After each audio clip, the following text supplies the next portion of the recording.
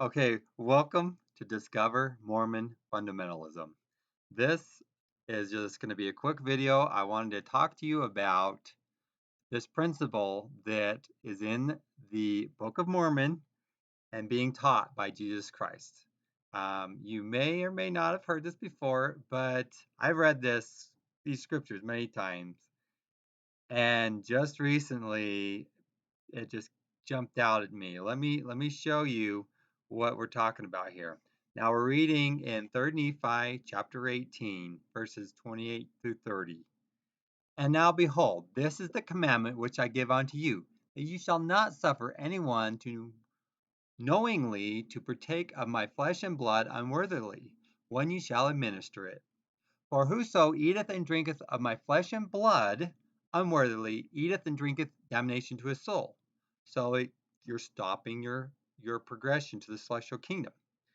Therefore, if you know that a man is unworthy to eat and drink of my flesh and blood, ye shall forbid him.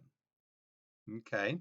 Nevertheless, you shall not cast him out from among you, but you shall minister unto him, and shall pray for him unto the Father in my name. And if it so be that he repenteth and is baptized in my name, then shall ye receive him, and shall minister unto him of my flesh and blood. Okay, so what is very interesting here is right here. It says, and if he so be that he repenteth and is baptized in my name. Okay, so we're talking about someone that went to take the sacrament, and you're like, okay, wait, for whatever reason, they're not worthy. Or maybe they themselves are like, I'm not worthy to take the sacrament, right? At some point, okay, my sins, I'm repenting, and Christ is saying, get rebaptized, and then you can take the sacrament again.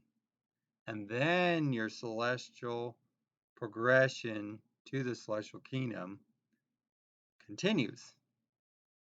Is that